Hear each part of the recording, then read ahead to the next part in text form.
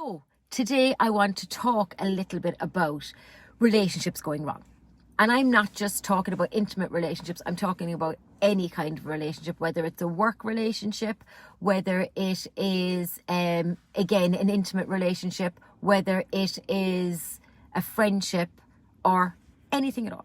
Anything at all. When relationships go wrong, people tend to act in a certain way, and sometimes it's not always the best way, and it's not the best way to get the result that you want. So when things start to fall apart a little bit, you will probably feel the first reaction that you will have is to react. You will want to text, you will want to call, you will want to sort things out, you will want to even everything out. You will start to come from a place of need rather than a place of thinking and sorting and responding. So the most important lesson about responding instead of reacting is that you get to think. You get to take a few moments and you get to actually think.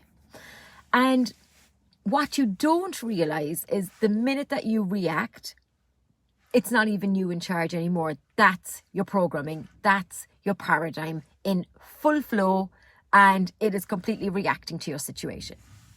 When you respond, you keep control.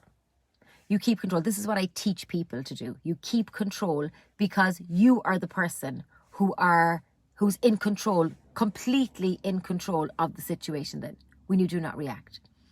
Is it easy? Not all the time. No, not all the time. Because sometimes we do react because we're all human. And when you react, you need to ask yourself, what is the lesson? Because there's always a lesson there. So if something goes wrong, so we're just going to take a friendship because we've been down the narcissistic route and we've been doing all of that for the last few weeks. I'm going to take friendships because friendships are actually quite tricky, and a lot of people find themselves under pressure in friendships a lot of the time and they don't know what to do. So you have two types of friends. You have the friends that are always there, no matter whether you speak to them or not. The minute you pick up the phone, it's like you never left each other. You have those kind of friends. You also have the other kind of friends who are there for you. They don't really want anything from you, but they might need you every so often. And then you have other friends who drain the living daylights out of you. They're constantly on, looking for support, looking for something, looking for help, the only reason they ring you is to ask you for something. They never ring you and say, how are you? And if they ask, how are you? More than likely, it's like, how are you? Well, so I'm just ringing you because. And then they will tell you their need for you. Now, you may find that when you need this person, they're busy. Or they might say things like, Era, look, you'll be fine. Get over it. You'll be grand. Don't be worried about that. No, you're fine. They listen, but they don't hear. They don't hear you. Those friends are the people that we want to, when I say eliminate now, I mean in the nicest possible way. They're the people that you want to eliminate out of your life. One, they're not going to do the same back for you ever. Doesn't matter how nice they are to your face while you're helping them, they will never, ever do the same back for you on the level that you gave it out. Ever. And you might think, yeah, but someday. Now, I was in that space. I was in that space many, many times. Many times, whether it was other kind of relationships, intimate relationships or whatever. You just know what I'm talking about. You know straight away. They will never give you back what you've given them. So when we eliminate, you need to be very aware of who you are, and you need to be responding all of the time. So if this person rings you, so the phone rings and you pick up the phone. We all do it. You will either go, oh, this person is ringing me, or, oh, Jesus Christ, what could they possibly want now? What could they want? There's two types of people when you're answering the phone. So if it's the person where you throw your eyes up to heaven, then you need to respond in that moment because you're likely to react. You know, in your gut, you know that they're only ringing you for one thing, and that's to help themselves. But when you pick up the phone, you also know that when they ask you, you can't refuse. Why? Your self-image. It's all down to what way you see yourself. Now, some people go, no, I just don't like to be nasty. It's nothing about being nasty. That's a load of bullshit. You're just pulling the wool over your eyes if that's what you're saying to yourself. It's down to your self-image and your self-worth. Because the minute you let people walk all over you, you need to question your self-worth. I did it loads of times. I'm not sitting here saying, do you know what, like, this is easy to do. It isn't. And I totally get how hard it is to say no. But for certain people, you have to respond and not react. You have to, because the minute you're unavailable to that person, the relationship breaks down. You might necessarily want the relationship to break down. You might necessarily want to lose that person out of your life. But keeping them in your life means that you have to give more than you will ever get. Keeping them in your life means that you're not as important as them. Keeping them in your life means that every time the phone rings and their name shows on your phone, you think, what do they want now? What could they possibly want now from me?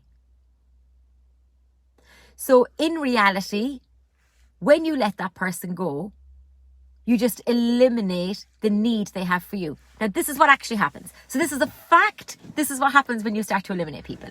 So we call it deselecting. This is what I learned in life coaching, and I still use it to this day. It's called deselecting. So somebody that drains the life out of you, and you really know that you should be saying no more, but you can't say it. It's actually one of the reasons why people don't come back to coaching. In my old type of coaching, so many people had an issue with saying no. And the minute I gave them tasks, small now, very, very, very small tasks on how to say no, and just practice it and say it over again and make sure that you can implement it into your life. That was it, they were gone. Bolted. People would rather be uncomfortable than to do the work.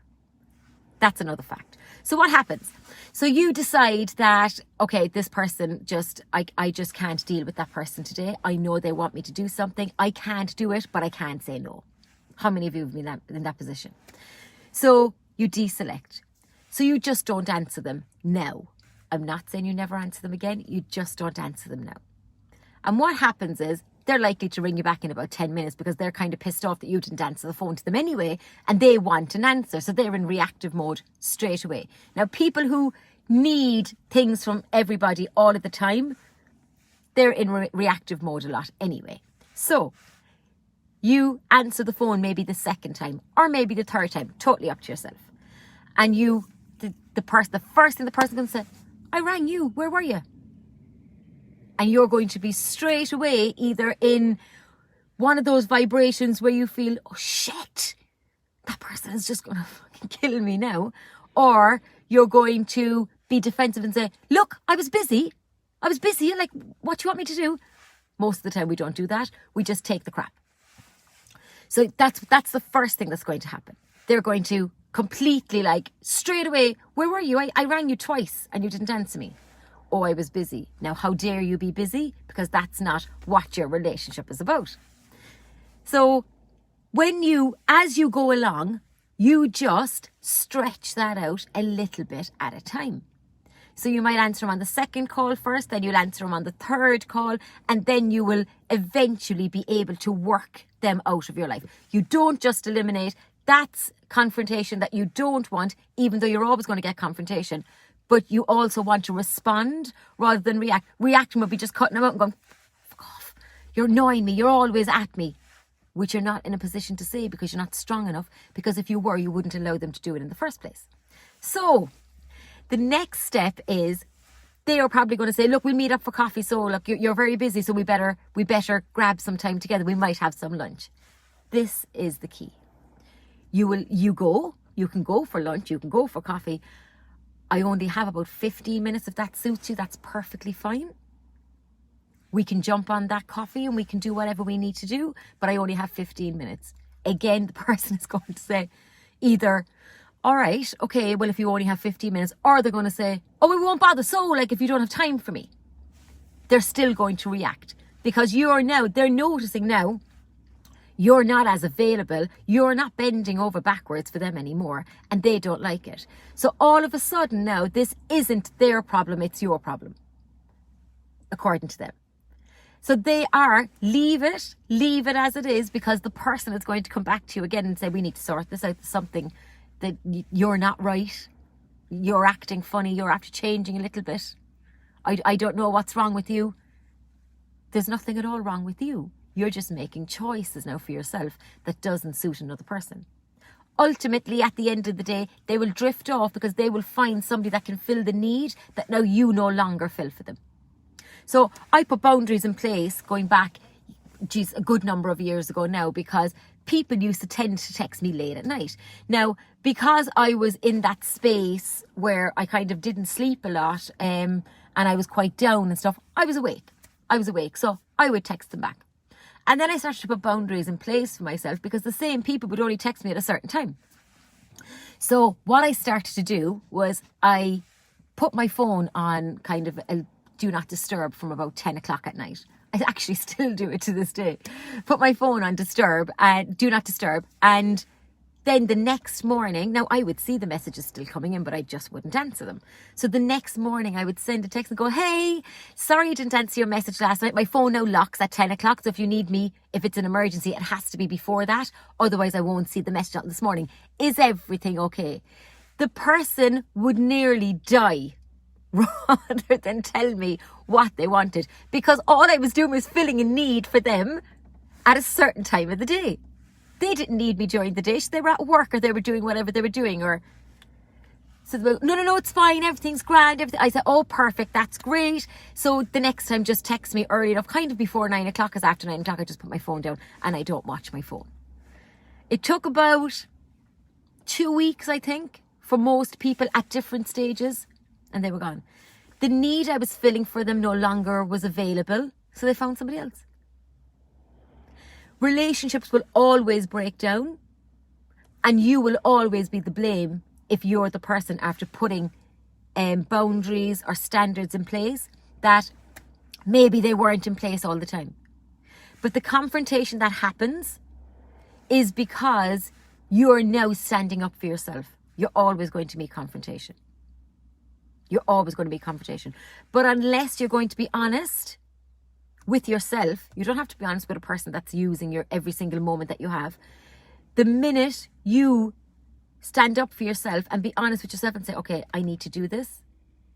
Because all you're doing is sending vibrations and messages out to the universe to say, yeah, I only want these kind of crap people in my life. And believe me, I've done it. I was surrounded by people who used me and this is all nobody would know because it was maybe text messages or something, or people use you're grand and positive, I'll use your positivity. Not even knowing that I was in a black hole. Not knowing what was actually going on in my life. But I would have done anything at that time rather than look at myself and stand up for myself because the pain was too much. I would have done anything rather than work on myself. So I would do all those things. I would look after everybody else. I don't do that anymore, needless to say. So if you do have people in your life that just drain the life out of you and you feel you can't say no, you can't.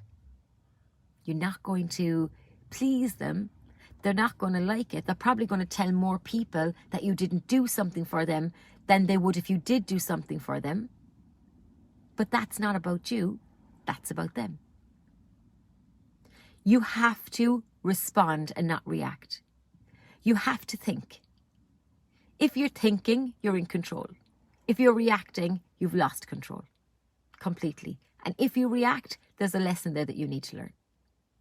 I don't know what that lesson is. That'll be your lesson for you. If you're brave enough to go into it, there will be a lesson there.